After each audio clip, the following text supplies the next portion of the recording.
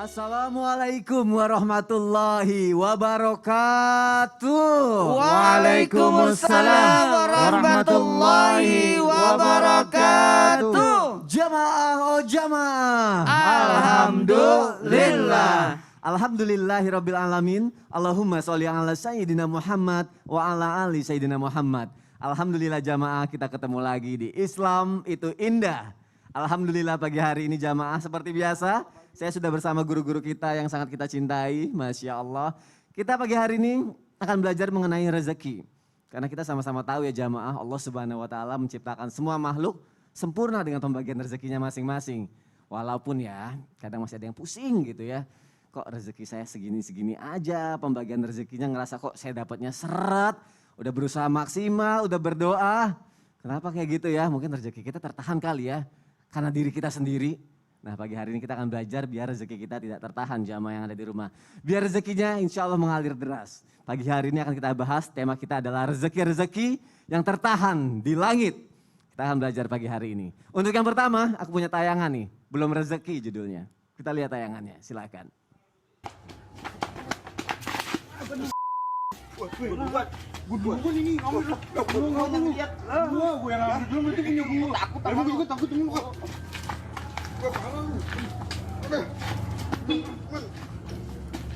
aduh mau banget ketek lu ya dah aduh cewek lu gue diketekin belum mandi berapa hari lu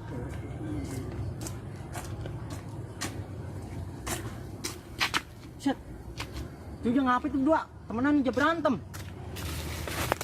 kurang amat lu main jemputan lu kata gue mau amat ini cewek lu main jemputan lu lu jangan lu Weh, udah. lu diam aja lu campur lu Temenan juga. urusan itu berdua lu semua Udah, jangan berantem aja lo. udah lu jadi campur lu Susah banget lu dipisahinnya. Gua ambil juga nih duit. saya buat dulu deh udah tuh masih ribut aja gara-gara duit lagian lu mulai duluan Duit mana ini?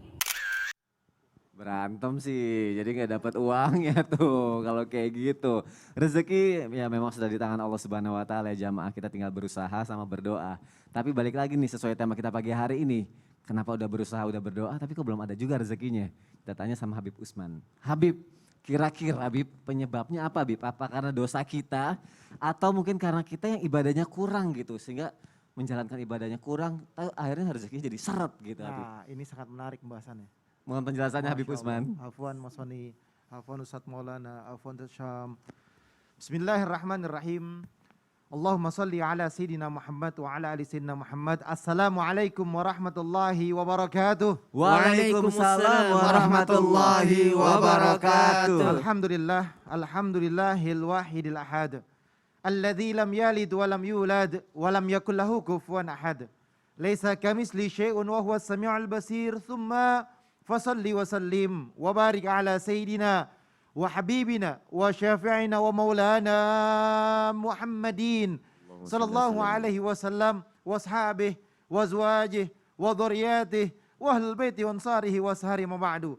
Segala puji bagi Allah Subhanahu wa taala yang telah memberikan kita nikmat iman, nikmat sehat wal afiah yang insyaallah pada hari ini kita dapat menyaksikan Islam itu indah dengan nikmat yang Allah taala berikan. Insyaallah amalan ini bisa diamalkan untuk diri kita, suami kita, istri kita, dan anak-anak kita. Yang dimana pada hari ini guru-guru kita akan menyampaikan ilmu yang bermanfaat. Amin, amin, ya Allahu, ya Rabbal Alamin. Bismillahirrahmanirrahim. Dengan menyebut nama Allah Subhanahu Wa Taala yang maha pengasih lagi maha penyayang. Dimana Rasulullah SAW bersabda, Inna rajulu la yuhramu rizqa bidzanbi yusibuh. Jelas bahwasanya sungguhnya seorang manusia kerap dia terhalang daripada rezekinya yang disebabkan daripada dosa-dosanya. Oleh karena itu, kita sebagai hambanya Allah, jauhilah perbuatan dosa, jauhilah perbuatan maksiat, jauhilah daripada kita melakukan perbuatan yang tidak diridhoi oleh Allah Subhanahu wa taala. Kita jauhi zina, kita jauhi daripada khamar, kita jauhi daripada judi dan lain sebagainya. Ketika kita melakukan hal tersebut, kita taubat minta ampunan kepada Allah Subhanahu wa taala. Dosa-dosa tersebut menjadi kita terhalang daripada rizki kita. Allah Subhanahu wa taala berfirman dalam Al-Qur'an, "Walau anna ahlul qura amanu wattaqaw la fatahna 'alaihim barakatin minas sama'i wal ard." Jelas bahwasanya Allah berfirman di dalam Al-Quran, jikalau penduduk negeri-negeri beriman dan bertakwa kepada Allah, kita disuruh beriman dan bertakwa kepada Allah, mendekatkan diri kita kepada Allah. Taubatan nasuha, ayo yang sudah melakukan maksiat, yang sudah melakukan perbuatan dosa, taubat sama Allah. 2 rakaat, niat sholat taubat pada malam hari, tereskan air mata kita, sentuh hati kita, sentuh jiwa kita, ya Allah, saya taubat minta ampunan kepadamu, dan saya tidak akan mengulanginya kembali, ya Allah. Ya Allah, ampunilah dosa kami, ya Allah. Sungguhnya kami adalah manusia yang lemah. Sungguhnya kami adalah manusia yang hina, ya Allah. Ya Allah, ampunilah dosa kami. Ayo minta ampunan kepada Allah. Kalau kita beriman, bertakwa kepada Allah, pasti Allah akan melimpahkan kepada siapa? Kepada mereka, umatnya baginda Nabi besar Muhammad SAW, dan kita hambanya Allah, keberkahan yang turun dari langit untuk kita. Apa itu? Yakni nikmat iman, nikmat sehat, nikmat rezeki yang banyak, keberkahan di dalamnya kalau kita bertaubat dan meminta ampunan kepada Allah. Oleh karena itu, kita sebagai hambanya Allah, sebagai makhluknya Allah, kita ini adalah makhluk yang hina, makhluk yang diciptakan oleh Allah untuk beribadah kepada Allah. Wa ma khalaqtul jinna wal insa illa liya'budun. Beribadah kepada Allah dengan sebaik-baiknya. Karena perbuatan dosa ini, akhirnya rezeki kita terhalang. Karena perbuatan maksiat ini, akhirnya rezeki kita seret. Karena perbuatan kita yang dimana kita melanggar daripada aturannya Allah, akhirnya rezeki kita jauh daripada kita. Oleh karena itu sekali lagi, yang sudah melakukan perbuatan dosa, bertaubat kepada Allah. Allah itu maha pengasih lagi maha penyayang. Allah sayang kepada kita. Allah sayang kepada ciptaannya. Kita ini makhluknya Allah. Ayo minta ampunan kepada Allah. Niscaya rezeki kita berlimpah. Masya Allah. Masya Allah. Karena kan kerap sekali orang nanya, kenapa nih, mengapa gitu ya. Ternyata lupa introspeksi kalau ternyata dirinya banyak dosa itu ya Bib ya. Jadi memang harus bertobat ya Bib ya. Minta ampunan sama Allah. Minta ampunan sama Allah. Terima kasih Habib Usman untuk penjelasannya. Insya Allah perbanyak istighfar. Insya Allah dari mulai bertobat dulu, insya Allah akan kebuka lagi rezeki kita jamaah yang ada di rumah. Kita lanjutkan lagi nih. Kalau mengenai zakat. Jamaah pasti pernah dengar nggak kalau misalnya menahan zakat nih, rezeki kita bisa tertahan juga. Kita tanya sama Ustadz Syam. Ustadz Syam memang benar ya, nahan zakat, rezeki juga tertahan. Oh, Kenapa masih banyak orang yang mepet-mepet bayar zakatnya kayak ditahan-tahan gitu Ustadz Syam? baik. Mohon penjelasannya Ustadz, silakan. Bismillahirrahmanirrahim. Tabi guru Ustaz Maulana Habib Utsman, Mas Soni, serta guru-guru kami yang dimuliakan Allah Subhanahu wa taala. Bismillahirrahmanirrahim. Alhamdulillahirabbil alamin wassalatu wassalamu ala asyrafil anbiya'i wal mursalin sayyidina Muhammadin wa ala alihi wa sahbihi ajma'in. Asbahna wa asbahal mulku lillahi rabbil alamin. Subhanaka la ilma lana illa ma 'allamtana innaka antal alimul hakim. Amin amin ya rabbal alamin. Jamaah yang dimuliakan Allah Subhanahu wa taala, pertama-tama dan yang paling utama adalah zakat itu kewajiban. Zakat itu hukumnya kewajiban. Yang namanya kewajiban, kalau dilakukan dapat pahala, dan kalau ditinggalkan apalagi sampai diingkari dan diremehkan, itu bisa menjadikan seseorang kufur atau seseorang menjadi hamba Allah yang fasik. Tetap muslim statusnya, tapi dia termasuk pelaku dosa. Kenapa? Karena dia meninggalkan apa yang diwajibkan oleh Allah Subhanahu wa taala. Yang kedua, zakat itu selalu bergandeng dengan sholat. Jadi kalau kita menjaga sholat kita, mestinya kita juga sangat memperhatikan yang namanya zakat ini. Wa aqimus salata wa atuz zakah. Dirikan sholat, kemudian tunaikanlah zakat. Dan dua hal ini selalu bergandengan di dalam Al-Quran. Ada satu ungkapan yang sangat luar biasa. Orang pelit, orang kikir itu di dalam sebuah ungkapan, ya'ishu fid dunya aisyal fuqara. Mereka gaya hidupnya karena mereka miskin, ya hidupnya hidup miskin. Tapi wa yuhasabu fil akhirah hisabal agniya. Tapi mereka akan dihisab di hari akhir itu seperti hisabnya orang kaya. Jadi udahlah di dunia tersiksa, nanti di akhirat tersiksa lagi. Kenapa? Karena dihisab seperti orang kaya. Kata dia, ya Allah saya nggak punya apa-apa, kok hisabku kayak orang kaya. Kok saya dihisab seperti orang yang kaya raya? Kata Allah, kamu memang punya sedikit, tapi kau sangat mencintainya, engkau tidak mau berbagi dengan hal tersebut. Maka subhanallah, bahayanya menjadi orang pelit. Yang keempat, berbicara tentang zakat, orang yang menahan-nahan zakatnya itu dimasukkan dalam golongan al-kabair. Apa itu al-kabair? Pelaku dosa dosa besar. Maka subhanallah, menahan zakat termasuk daripada perilaku dosa besar yang dibutuhkan taubatan nasuha di dalamnya. Tidak bisa terhapuskan hanya dengan puasa di 10 Muharram. Tidak bisa terhapuskan dengan puasa 9, 10, 11 Muharram. Tidak bisa terhapuskan dengan puasa di bulan Dzulhijjah. Maka mohon ampun kepada Allah dengan membersihkan harta dengan zakat. Pertanyaan selanjutnya, bisakah zakat itu, menahan zakat itu menjadikan rezeki menjadi seret? Maka dalam Al-Quran disebutkan, وَمَا أَنْفَقَتُم مِّن نَفَقَةٍ أَوْ نَذَرْتُم مِّن نَذْرٍ فَإِنَّ اللَّهَ يَعْلَمُ. Apapun yang engkau keluarkan, ada kata nafkah. Pernah dijelaskan oleh guru kita di sini di panggung Islam itu Indah, Dr. Amir Faisal, bahwasanya nafkah itu adalah seperti keran. Ya, seperti daripada sesuatu yang keluar. Kalau dia tidak keluar-keluar, maka itu tidak bisa terisi lagi.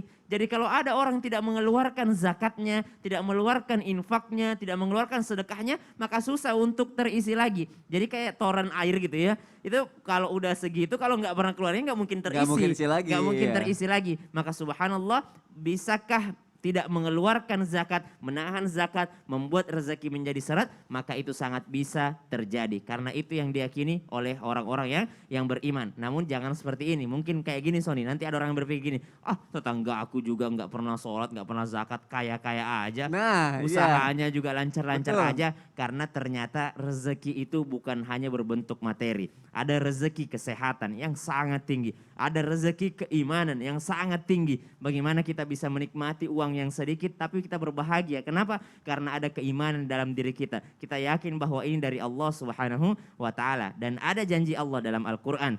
Mathalul ladzina yunfiquna amwalahum fi sabilillah kamathali habbatin anbatat sab'a sanabila fi kulli sumbulatin mi'atu habbah. Maka akan dilipat gandakan sampai 700 kali lipat, bahkan berjuta-juta kali lipat.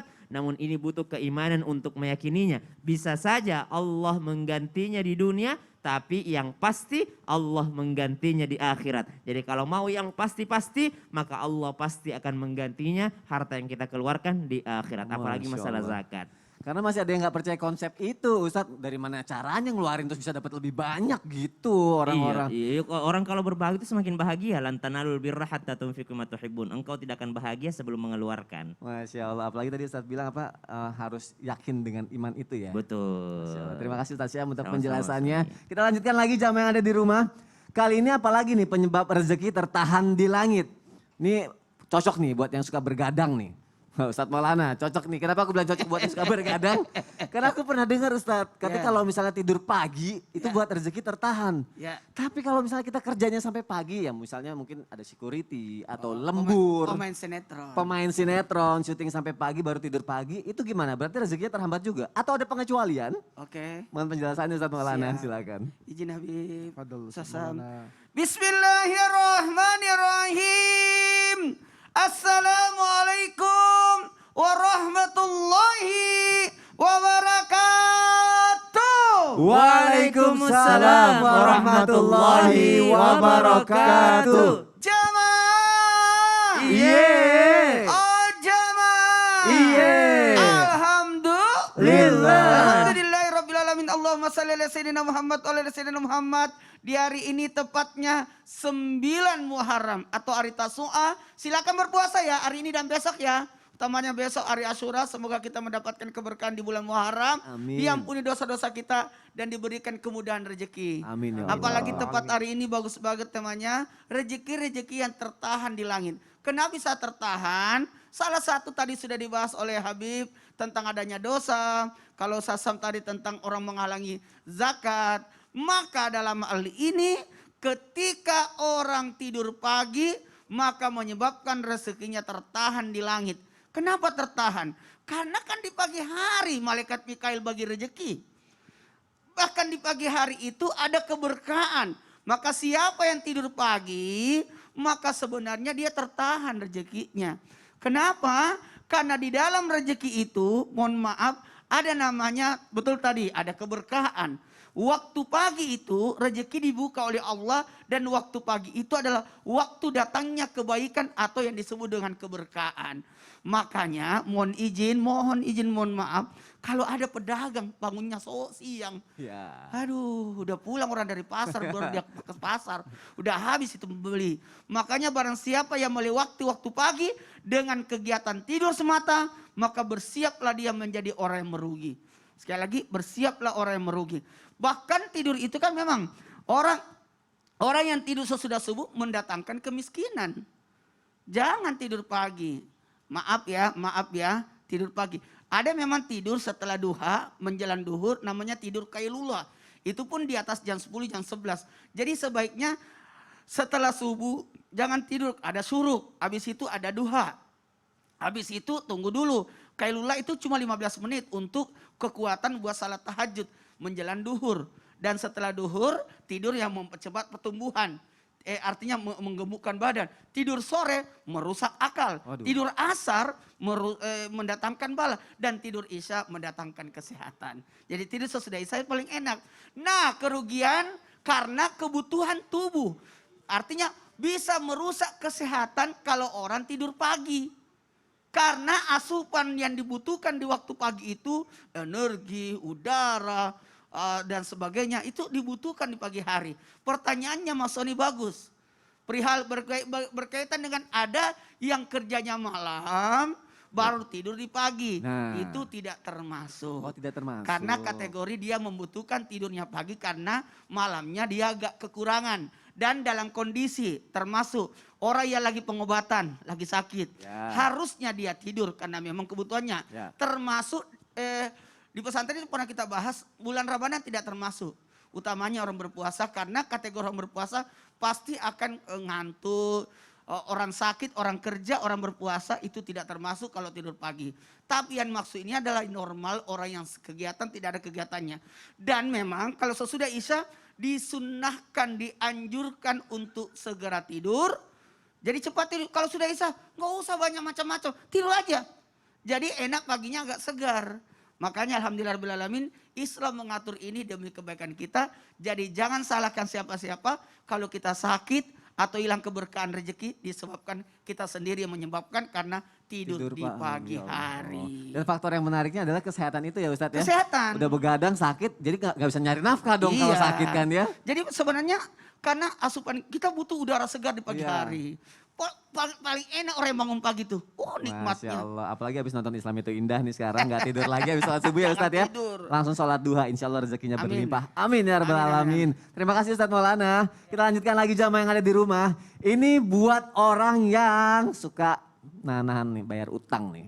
Kita tanya sama Ustadz Syam bener nggak? Orang yang suka nahan bayar hutang rezekinya juga ditahan Ustadz. Wah ini ngeselin banget. Aduh ngeselin langsung. Kita aja manusia kesel gitu apalagi malaikat gitu. Iya aduh.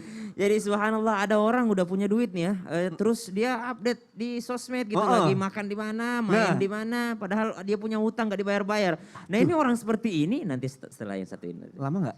Enggak lama kok. Tetapi Islam itu indah. Jamaah, oh jamaah. Alhamdulillah.